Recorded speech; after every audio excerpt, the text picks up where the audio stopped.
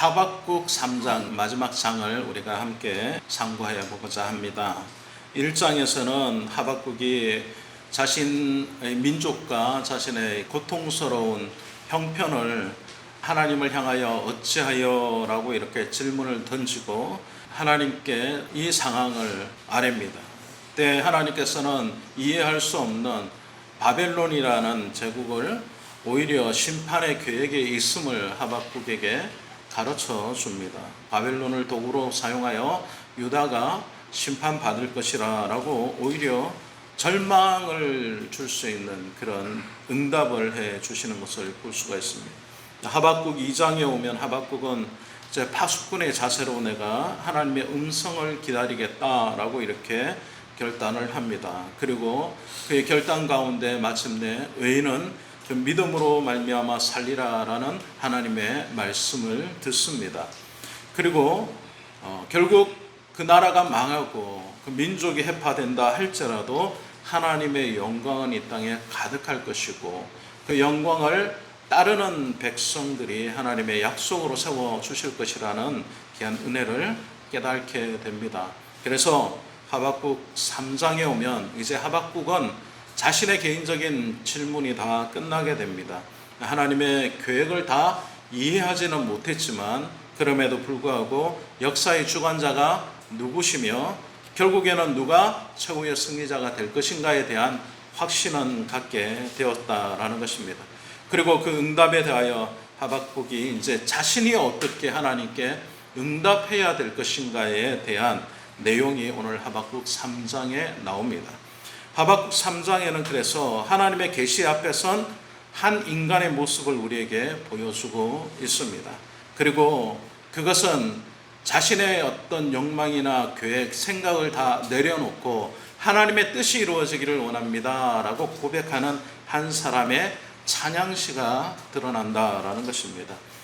3장은 그래서 보면 성경 본문의 내용들이 한 칸 뒤로 물러나 있습니다.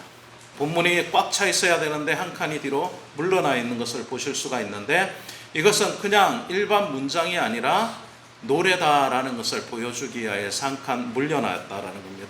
자, 여러분 좀 이해할 수 없는 지금 상황이지 않습니까? 1장에서 이렇게 고통당하고 압제당하고 어려운 형편에 있는 우리 민족 그리고 우리 자신들을 하나님께서는 돌아보지 않으십니까? 라고 질문을 했을 때에 하나님께서는 바벨론 제국을 통하여 이스라엘을 심판하실 것이다 라는 오히려 심판의 자를 올리셨습니다. 그리고 2장에 넘어왔더니 그 심판의 형편을 하박국이 받아들이고 그러면 내가 이 심판의 자리에서 하나님 어떻게 살아야 됩니까? 라는 질문에 하나님께서는 의인은 믿음으로 살아야 된다라는 것을 가르쳐 주십니다. 그런데 여기까지 왔던 이 내용을 볼 건데 우리는 만약에 생각해 보건대 여기까지 내용을 들었다면 우리 입에서 노래가 나올 수가 없다라는 거죠. 형편이 바뀌고 환경이 바뀐 게 아니라는 겁니다. 오히려 더 힘들어졌다라는 거죠. 오히려 더 어려운 상황이 되었다라는 것입니다. 그런데 오늘 하박국 3장에 오면 하박국은 하나님 앞에 찬양시를 올리고 있는 것을 볼 수가 있습니다. 어떻게 이렇게 할 수 있습니까? 오늘 본문 말씀을 통하여서 우리가 이것을 좀 상고해 보려고 합니다. 우리는 신앙 여정에 때로는 하나님 앞에 질문으로 시작을 합니다. 하나님, 어떻게 이 세상 가운데서 내 삶이 이렇게 어렵고 힘들고 다른 사람들은 좀 편하게 사는 것 같고 어려움 없이 사는 것 같고 형편이 괜찮은 것 같은데 나는 이렇게 어렵게 살아야 합니까? 라고 질문을 던집니다. 그리고 그 질문에 하나님께서 응답하지 않으시는 것처럼 느껴질 때가 많다는 것입니다. 그래서 그 응답을 우리는 꾸준히 기다립니다. 그러나 하나님은 잠잠하십니다. 말씀하지 않으실 때가 훨씬 더 많다라는 것입니다. 그래서 우리는 잘못된 선택을 할 때도 있고 그 응답을 기다리지 못하여서 조급한 마음으로 우리의 계획을 실천할 때가 있다라는 거죠. 그러다 보니 어떻게 됩니까? 우리의 삶이 무너진 때가 너무나도 많이 있다는 거죠. 그 무너진 삶 속에서 우리는 어떻게 하나님을 찬송할 수 있느냐라는 겁니다. 오히려 하나님 앞에 더 원망하고 더 불평하고 더 어떻게 이런 상황 속에서 하나님 나를 그냥 내버려 두실 수가 있습니까? 내가 하나님을 믿는 사람이고 하나님 앞에 신실하게 매달려 지금까지 살아왔는데 그럼에도 불구하고 나를 이렇게 그냥 버려두십니까? 라고 하나님 앞에 하소연할 때가 더 많지 않습니까? 그것을 오늘 하박국 3장에서 역설적으로 우리에게 보여주고 있는 말씀이 나온다는 거예요. 그렇게 하소연하고 불평해야 될 하박국이 오히려 절망 속에서 노래를 하고 있다는 것입니다. 그래서 오늘 말씀의 제목을 잿더미에서 피어나는 노래다라고 이렇게 지어봤습니다. 잿더미 같은 나의 삶의 현장, 모든 것이 다 타버리고 모든 것이 다 무너져버리고 하나도 건질 것이 없는 나의 삶의 현장 속에서 그 자리에서 하나님을 정말 찬송할 수 있는가, 하나님을 정말 노래할 수 있는가라는 것이 오늘 하박국 3장을 통해서 우리가 살펴볼 말씀이다라는 거죠. 한 사람이 어떻게 자신의 절망 속에서 노래 부를 수 있습니까? 이건 이상한 사람 아닙니까? 정신이 나간 사람 아닌가요? 절망 가운데 있는 사람은 슬퍼해야 되고 절망 가운데 있는 사람은 단언해야 되는 것이 맞지 않습니까? 근데 오늘 하박국은 그가 하나님 앞에서 노래 부르는 모습을 우리에게 보여주고 있습니다. 오늘 본문 1절 말씀에 보면 시기오롯에 맞춘 노래다라고 이렇게 합니다. 시기오롯이라고 하는 것은 격정적이다, 그 다음에 감성의 변화가 이 안에 담겨 있다라는 뜻이 있다라고 합니다. 그런데 이 시기오롯이라는 어떤 명확하지는 않지만 이 노래의 형식이 격정적이다라는 것을 보여주고 있는 거예요. 그냥 하나님 찬송합니다, 하나님을 높여드립니다 라고 이렇게 편하게 하나님 앞에 고백하는 정도가 아니라 격정적으로 하나님 앞에 지금 찬양하고 있는 겁니다. 자기의 감정을 다 담아서, 자기의 이런 어떤 안타까운 심정을 다 담아서 하나님 앞에 소리치고 있는 것이죠. 우리가 본문을 읽었을 때 셀라라고 이렇게 나온 가로 안에 있는 단어가 있었습니다. 이 셀라는 큰 소리로라는 뜻입니다. 큰 소리로 하나님 앞에 외치는 겁니다. 그 정도로 격정적으로 하나님 앞에 노래하고 있다라는 거예요. 그래서 19절 말씀에 보면 내 수금에 맞춘 노래라라는 것으로 이렇게 끝이 나는데, 이것은 자신의 혼자만 부른 것이 아니라 자신의 수금에 맞춰서 누군가 같이 불렀다라는 것을 보여주는 말씀이라는 거죠. 그러면 이것은 오늘 3장의 말씀은 하박국 혼자만의 고백이 아니라 하박국과 함께 믿음의 고백을 하는 이들이 하나님 앞에 온전히 지금 찬송하고 있는 장면이다라는 것을 보여주고 있다는 거예요. 어떻게 이렇게 할 수가 있을까요? 분명히 하나님은 1장 말씀에서 바벨론 제국을 통하여 이스라엘을 심판하실 것이라, 너희 민족이 망할 것이다 라고 이렇게 이야기했고, 2장 말씀에서 그 상황을 하나님께서 바꾸어 주실 것이다 말하지 않고 하나님의 영광이 바다를 덮음같이 온 땅 가운데 가득할 것이다 라고만 말씀하셨는데, 그것이 어떻게 하박국의 찬송이 될 수 있느냐라는 것입니다.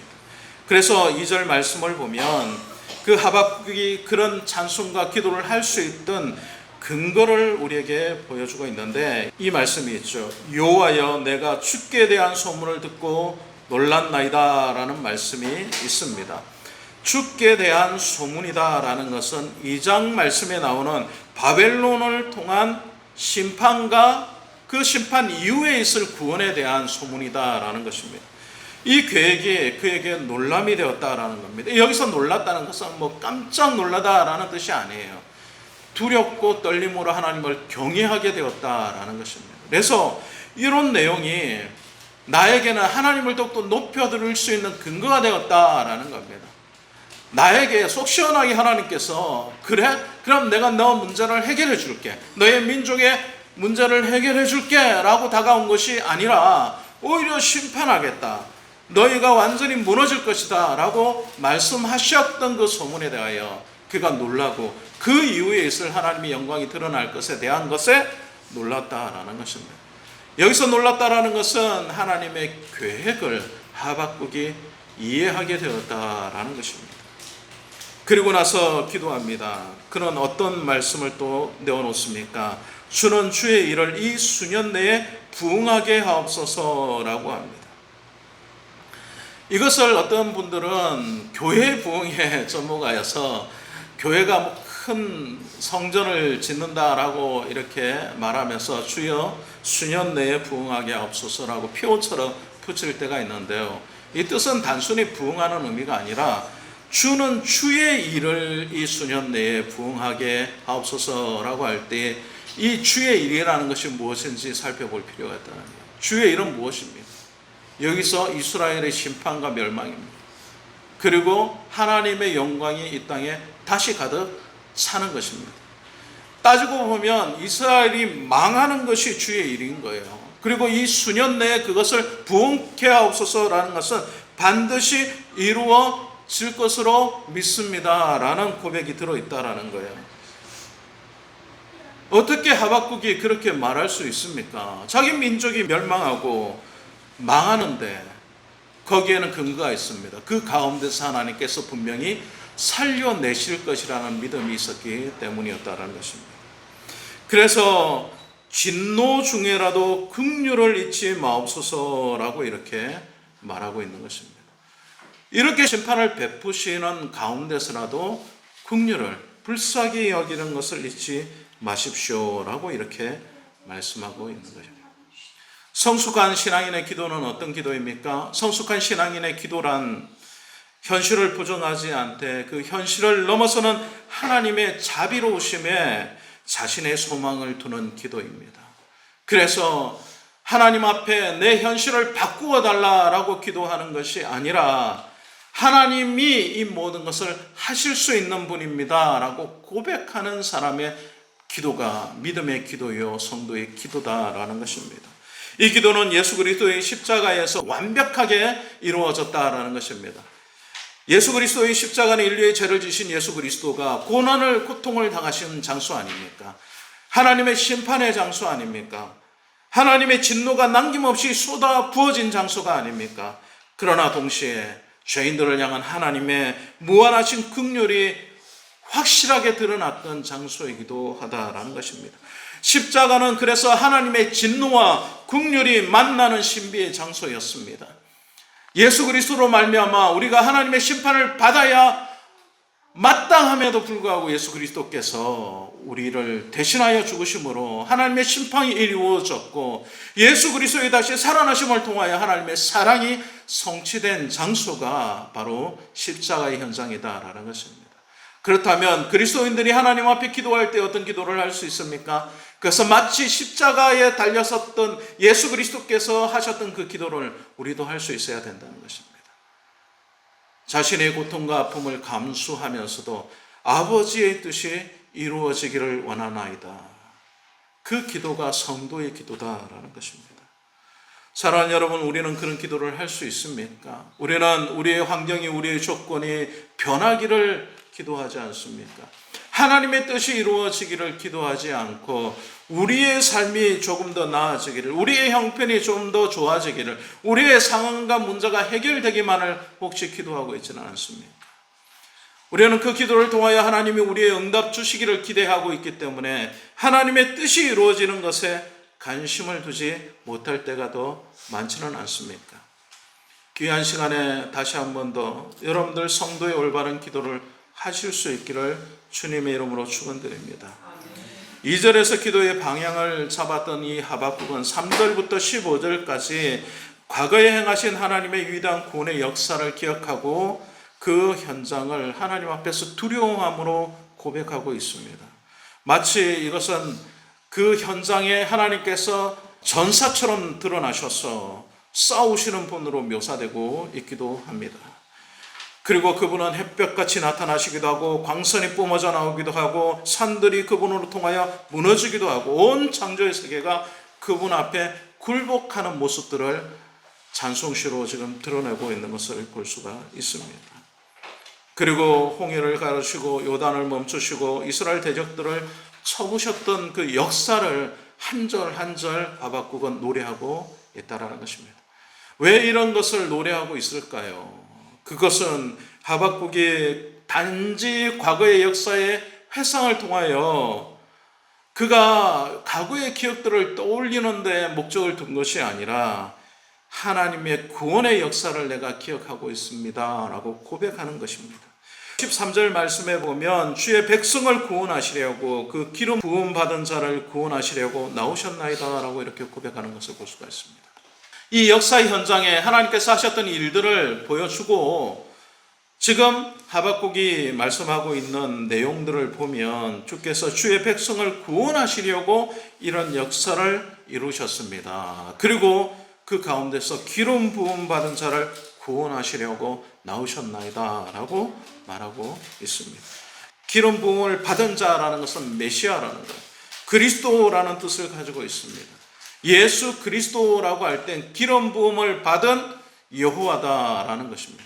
그 분께서 이 땅에 오셔서 메시아로서 하나님의 구원을 이루실 것이라 라는 것을 이 본문 말씀을 통하여 우리에게 드러내고 있다라는 것입니다. 위대한 구원의 역사를 이루신 하나님께서 우리의 삶의 작은 문제를 모르실 리가 없습니다. 하나님께서 구원의 문제를 이루셨다면 우리의 삶의 환경의 문제를 지금 관가하거나 모르실 리가 없다라는 거예요. 우리는 근데 하나님 앞에 나와 기도할 때 마치 하나님은 우리를 잊으신 것처럼, 마치 하나님은 우리에게 상관없는 분이신 것처럼 그렇게 생각하고 여기며 기도하고 살아가고 있지는 않습니까?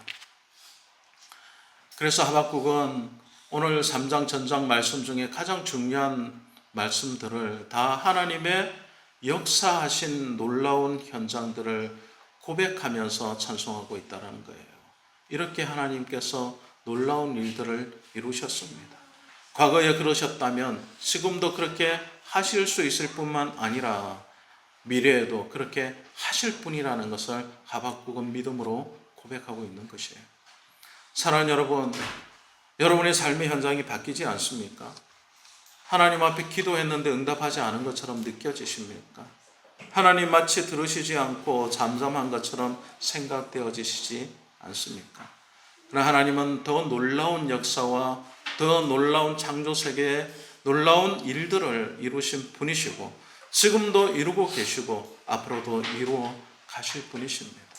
그렇기 때문에 그 믿음에 대한 우리의 확고한 정립이 있어야 될 줄로 믿습니다. 만약 그렇지 못하다면 하나님은 그대로신데 우리가 계속 흔들리고 있는 겁니다. 과거에 행하셨던 하나님의 위대하심을 기억했던 하박국은 이제 다시 현실의 자리로 돌아옵니다. 현실의 자리로 돌아왔을 때 그는 어떻습니까? 지금 극심한 공포에 있지 않습니까? 당장에 바벨론이 침공해 올 것이고 우리나라는 망할 것이고 그리고 심판을 받아서 온 나라가 해파될 것이다 라는 것을 그는 알고 있었습니다. 고통과 두려움이 엄습한 그런 현장이었다는 거예요. 그래서 그런 현실적으로 보면 정말 안 좋은 자리에 지금 있는 겁니다. 근데 여러분, 신앙이란 무엇입니까? 신앙이라는 것은 두려움을 느끼지 않는 것이 아니라 두려움에도 불구하고 하나님을 신뢰하는 것입니다. 다시 말씀드립니다. 신앙은 두려움이 없는 것이 아니라 두려움 속에서도 하나님을 붙드는 것입니다. 그게 신앙이에요. 그게 믿음이다라는 거예요. 형편이 좋을 때, 환경이 좋을 때 얼마든지 우리는 하나님을 잘 섬길 수 있습니다. 하나님을 찬송할 수 있습니다. 그러나 우리의 형편이 어려워지고 우리의 힘이 약해졌고 무언가 아무것도 할 수 없다라고 느껴지는 무력감 속에서 우리가 해야 될 것이 있다면 우리는 하나님을 신뢰하는 것입니다. 끝까지 하나님을 붙드는 것입니다. 그리고 하나님께서 나의 문제 가운데 지금도 역사하고 계심을 우리가 믿고 따라갈 수 있어야 될 것입니다. 오늘 17절, 18절 말씀에 그래서 오늘 본 말씀에 가장 절정을 하박국은 고백하고 있습니다. 이 말씀 우리가 너무 잘 알고 있지 않습니까?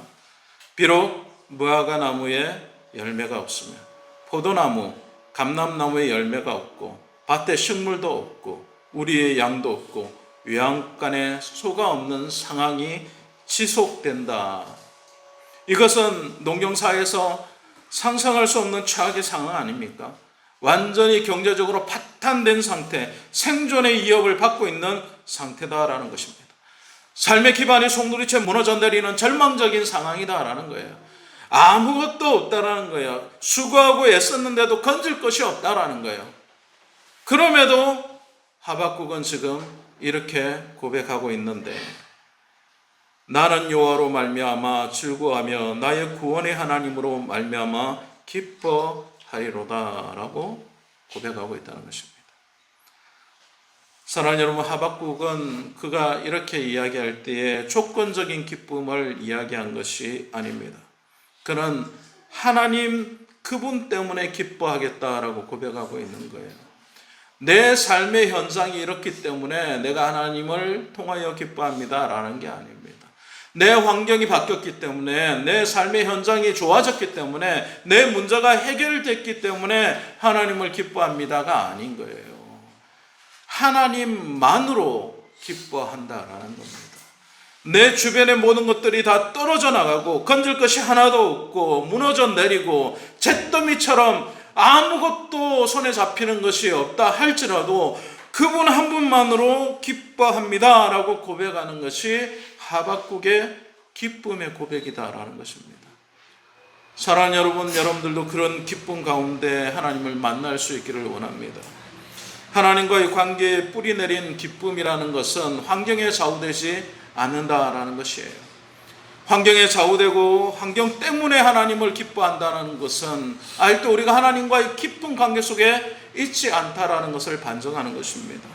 사랑하는 여러분, 우리의 기쁨과 즐거움은 더 이상 소유나 환경에 근거하지 않습니다. 무화과나무, 포도나무, 그리고 모든 것이 다 무너져 내렸다 하더라도 하나님 한 분만으로 기뻐할 수 있는 저와 여러분 될 수 있기를 원합니다. 그래서 하나님 관계에서 깊이 뿌리 내린 하나님의 기쁨이다, 하나님께서 우리에게 주신 기쁨이다라는 것입니다. 사도 바울은 그래서 그의 신약의 바울 서신에서 빌립보서 4장 4절 말씀에 보면 이렇게 고백하고 있지 않습니까? 주 안에서 항상 기뻐하라. 내가 다시 말하노니 기뻐하라. 권고하는 그 현실은 그간 감옥에 갇혀 있을 때였습니다. 그 형편은 절대적으로 기뻐할 수 없는 환경이었다라는 거예요. 아무것도 소득을 얻을 수 없고 아무것도 건질 것 없는 환경과 그리고 조건 가운데 있었다라는 거예요. 근데 그런 그가 자유롭고 모든 것을 소유하고 있는 사람들에게 주 안에서 기뻐하라, 내가 다시 말하노니 기뻐하라라고 권고하고 있습니다. 그래서 우리의 기쁨은 소유에 대한 기쁨이 아니라 존재에 대한 기쁨임을 다시 한 번 더 깨달아야 할 것입니다. 사랑하는 여러분, 여러분들은 무엇으로 기뻐하십니까? 여러분에게 있는 소유 때문에, 여러분들이 좋아지는 환경 때문에, 여러분이 가지고 있는 무엇 때문에 하나님 앞에서 기뻐하고 계십니까? 그렇다면 그것은 소유를 통한 기쁨이다라는 거예요. 존재적인 기쁨이라는 것은 그런 것들이 다 없어진다 할지라도 하나님 앞에서 기뻐할 수 있는 것입니다.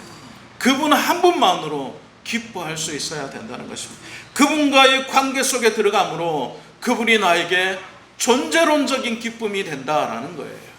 그런 기쁨 속에 들어가는 것이 참된 그리스도인의 모습이다라는 겁니다. 저와 여러분들은 그런 삶 속에 살아갈 수 있기를 원합니다. 그것이 우리에게 주신 하나님의 놀라운 은혜다라는 것을 깨달을 수 있기를 원합니다. 이제 19절 말씀에 보면 하박국은 선포로 그의 노래를 마무리합니다. 주 여호와는 나의 힘이시라. 나의 발을 사슴과 같게 하사 나를 나의 높은 곳으로 다니게 하시리로다 라는 말씀이 있습니다. 하나님은 하박국에게 네가 험난한 산길을 갈 텐데 내 그 험난한 산길을 다 없애줄 거야 라고 말씀하지 않았습니다. 그런데 그 대신 그 험난한 산길을 안전하게 다닐 수 있는 사슴과 같은 발을 주시겠다라고 약속하셨다라는 것입니다. 사슴의 발은 가파른 절벽을 가볍게 뛰어날 수 있는 그런 발이다라는 거예요. 고난과 역경이 변하지 않는 환경이었지만 그 환경 속에서 하나님 그 고난과 역경을 이길 수 있는, 그 고난과 역경을 건너갈 수 있는 사슴과 같은 발을 하나님께서 허락해 주실 것이라 라는 믿음의 노래를 지금 하박국은 하고 있다는 것입니다. 하나님 우리의 고난을 면제시켜 주시는 분이 아니라 고난을 통과하고 이겨낼 힘을 주시는 분이시라는 것을 믿을 수 있기를 원합니다. 우리는 우리의 고난이 다 없어지기를 기대합니다. 우리의 상황이 다 변화하여서, 우리의 환경이 다 변화하여서 다 좋아지는 환경으로, 조건으로, 그래야만 하나님을 찬양할 수 있는 분으로 여길 때가 있습니다. 하나님은 그런 환경과 조건에 연연하지 말라라고 말씀하시고 내가 그것을 이길 수 있는 힘을 줄 거야 라고 고백하고 있는 하박국의 노래를 우리가 깨달을 수 있기를 원합니다. 사랑하는 여러분, 오늘 우리는 하박국의 신앙의 여정을 살펴보았습니다. 1장에서 그런 하나님 앞에 질문을 합니다. 하나님 어찌하여?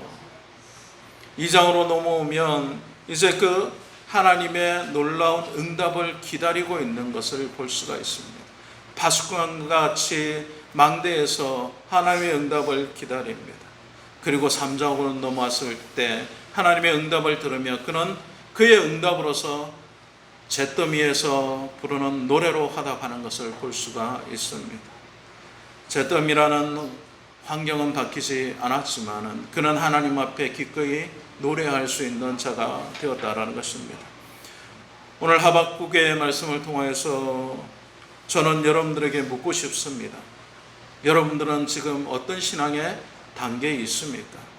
그냥 단순히 하나님 어떻게 이럴 수가 있습니까? 어떻게 나에게 이런 환경이, 이런 조건이, 이런 문제가, 이런 어려움이, 이런 고난이, 이런 역경이 있을 수 있습니까? 라고 질문하는 단계에 있습니까?